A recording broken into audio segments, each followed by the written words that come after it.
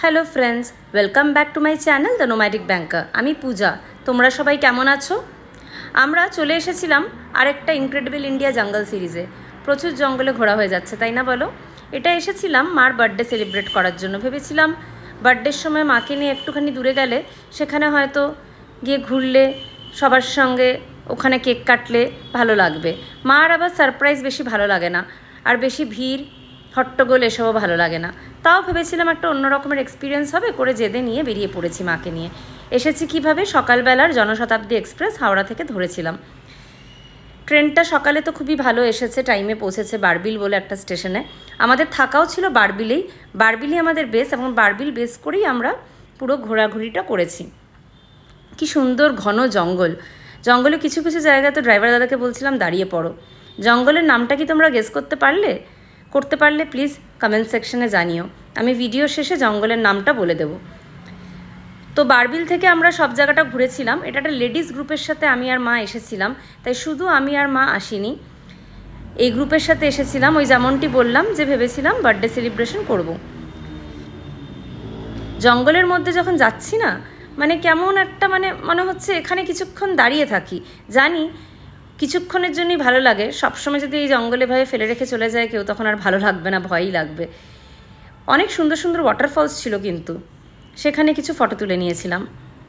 দিদিরা তুলে দিয়েছিলেন, কিছু আমি নিজেও তুলেছিলাম। মা এখানে অপেক্ষা করছিল। এই ফুলটা না পেয়েছিলাম, নিচে পড়েছিল, তুলে এনে রাখলাম ঘরের মধ্যে। হোটেলটা কিন্তু খুব একটা ভালো ছিল না। বারবিলে ছিলাম, হোটেলটা ভালো ছিল না। এই মার বার্থডে সেলিব্রেশনের কেক। আর সানসেটটা দেখুন, এত সুন্দর। এটা সানসেট, আর এই যে জলপ্রপাতটা ঠিক তার উল্টো দিকেই ছিল সানসেটটা। এই গাছ থেকেও এই লাল ফুলটা যে দেখালাম একটু আগে টেবিলে সাজিয়ে রেখেছি, এই গাছ থেকেই পড়েছিল।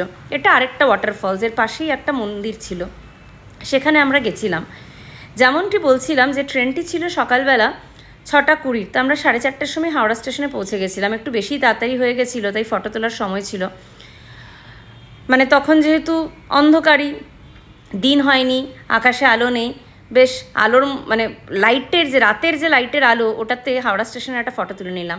বারবিল স্টেশনটা পার করে গেল আগের ফটোটাতে, এখানেই আমরা নেমেছিলাম। এটা দেখুন, এটা আরেকটা সানসেট পয়েন্ট। সানসেট সানরাইজ সত্যি খুবই অপূর্ব এইসব জায়গায়, খুব সুন্দর দেখেছি, প্রচুর ফটো তুলেছি।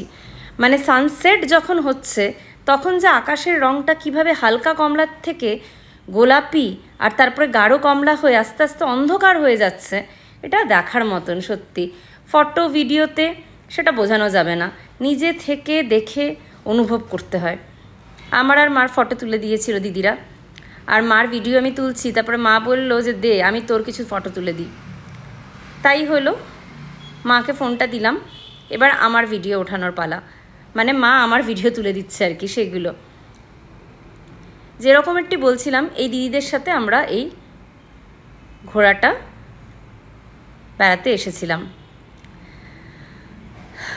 আমি একটুখানি করে নিলাম আমার নিজের মতন ছোটোখাটো ফটোশ্যুট। সানসেটটা পুরোটা না দেখে না যাওয়ার ইচ্ছাই করছিল না যেতে। মাকে বললাম একটু পোজ দাও তো, মাথার ওপরে হাতটা তোলো, যেন কলসি ধরে আছো, এরকমের সূর্য ধরে আছো। আমার আর মার ছবি তুলে দিয়েছিলেন দিদি। যাই হোক, সানসেট দেখার পরে আমরা তো বাড়ি ফিরলাম। কেক কাটা তো হলোই, দেখলেন আপনারা। আর ওই সময়টা না উইমেন্স ডেও ছিল, তো উইমেন্স ডের জন্য একটা কেক কাটা হয়েছিল। দিদিরা যিনি গেছিলেন আমাদেরকে গোলাপ ফুল দিয়েছিল। দিদি নিজেই উইমেন হয়ে, ওনাকে আর আমরা কিছুই দিতে পারিনি, উনি আমাদেরকে কিন্তু গোলাপ ফুল দিয়েছিলেন উইমেন্স ডে সেলিব্রেশনের জন্য। হাওড়া স্টেশনটা সকালে যেমনটি বলছিলাম 4:30টার সময় কিন্তু ভালোই ভিড়, সেরকমের গ্যাঞ্জাম না, বাট ভিড়। এর জন্যই বলে কলকাতা হচ্ছে মহানগরী, কখনোই ঘুমাচ্ছে না, সবসময় লোকজন, সবসময় গাড়ি, সবসময় আলো। ভিডিওটা ভালো লেগে থাকলে সাবস্ক্রাইব করবেন, and please subscribe to my channel to help me grow. Thank you for all your love and support friends. জঙ্গলটার নাম এবার আমি বলে দিই। আমরা গেছিলাম ঝাড়খণ্ডের একটা জঙ্গল, নাম হচ্ছে কিরিবুরু আর মেঘাহাতুবুরু।